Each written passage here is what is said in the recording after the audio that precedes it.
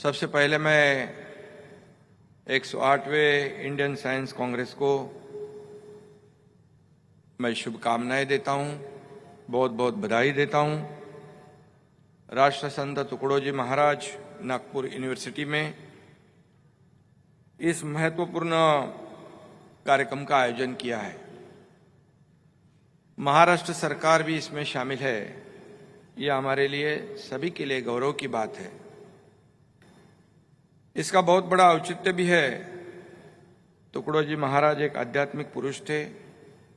इसके साथ ही उन्होंने जीवन भर सतत भ्रमण करते हुए अंधश्रद्धा निर्मूलन, सामाजिक एकता, जातिगत भेदभाव के उन्मूलन के लिए बड़ा कार्य किया है।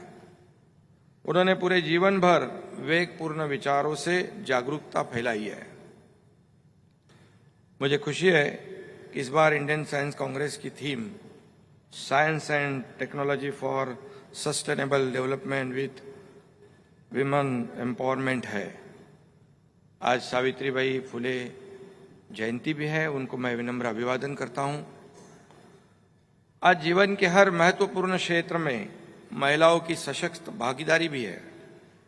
अंतरिक्ष विज्ञान से लेकर रसायन, भौतिकी, बायोटेक्नोलॉजी, जीव विज्ञान, गणित, इंजीनियरिंग और कृषि विज्ञान जैसे चुनौतीपूर्ण क्षेत्रों में भारतीय महिला वैज्ञानिक अपनी छाप छोड़ रहे, उनका बहुत योगदान रहा है। इस अवसर पर आज मैं उन वैज्ञानिक महिलाओं का स्मरण करता हूं, जिनका कार्य भावी पीढ़ी के लिए एक मिसाल है, रहा है और आदर्श रहा है।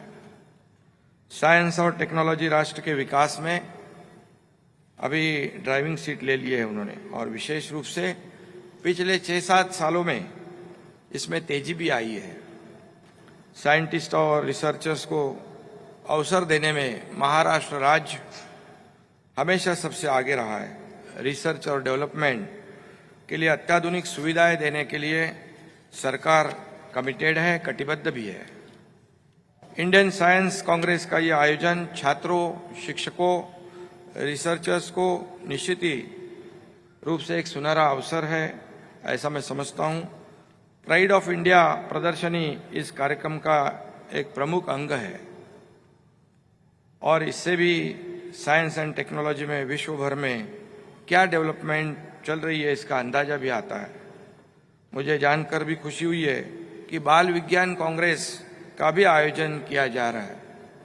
यह छात्रों को उनकी रुचि और आकांक्षा को बढ़ावा देने के लिए प्रोत्साहित करेगा। आज जहां पूरा विश्व दूसरे ग्रहों पर जाने की और इस अंतरिक्ष में दूसरी दुनिया की खोज करने का प्रयास कर रहा है, वो हमारा देश भी पीछे नहीं रह सकता है। महाराष्ट्र एक प्रगतिशील राज्य है। यहाँ की मैन पावर देश में और दुनिया की अच्छी स्किल्ड मैन पावर जानी जाती है। यहाँ के पीढ़ी में विज्ञान के संस्कार भी है। सिर्फ डॉक्टर और इंजीनियरिंग से बढ़कर भी सोचना चाहिए। अच्छे साइंटिस्ट और संशोधक बनना भी चाहिए और इस साइंस कांग्रेस के जरिए यह प्रोत्साहन उन्हें मिलेगा, ऐसा हमें सभी लोगों को विश्वास है। यह साइंस कांग्रेस में किसानों और आदिवासियों का विषय को भी समाविष्ट किया गया है। किसानों के लिए कृषि तंत्र ज्ञान एक महत्वपूर्ण बात है।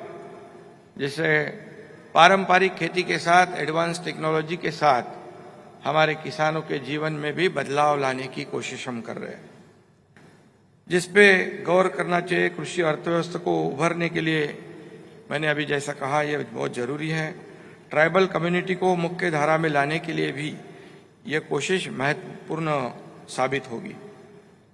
हमारे देश के आदरणीय प्रधानमंत्री नरेंद्र मोदी जैसा दूरदर्शी नेतृत्व हमें मिला है। विज्ञान का किस प्रकार देश हित में इस्तेमाल किया जा सकता है, इसका पूरा ख्याल रखते हुए उन्होंने कदम बढ़ाया है। रक्षा के क्षेत्र में बढ़ रही देश की आत्मनिर्भरता इसका जीता जागता एक उदाहरण है।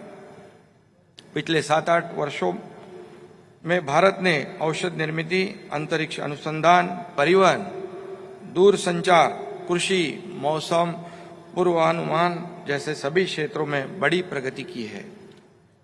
इसका सारा श्रेय हमारे देश के आदरणीय प्रधानमंत्री नरेंद्र मोदी जी के वैज्ञानिक दृष्टिकोण को जाता है। आदरणीय प्रधानमंत्री जी ने हमारे देश का नाम पूरी दुनिया में रोशन किया है, देश को प्रगति की नई राह दिखाई है और पिछले 7-8 सालों में देश की अर्थव्यवस्था को भी मजबूत किया है और इसीलिए हमें G20 की अध्यक्षता करने का मौका मिला है और यह हमारे पूरे देशवासियों के लिए एक गौरव की बात है। साइंस और टेक्नोलॉजी में भारत एक आत्मनिर्भर बने, यह माननीय प्रधानमंत्री नरेंद्र मोदी जी के सपने को यह कार्यक्रम निश्चित रूप से शक्ति देगा, ऐसा हमें सभी लोगों को विश्वास है। इस यूनिवर्सिटी में पिछली बार 50 साल पहले इंडियन साइंस कांग्रेस का आयोजन हुआ था। अभी ये 100वें साल में फिर एक बार मेरे ख्याल से आदरणीय गडकरी जी के अनुरोध से मोदी जी और हमारे राज्य मंत्री जितेंद्र सिंह जी के वजह से ये फिर एक बार मौका इस महाराष्ट्र को, इस नागपुर को मिला है।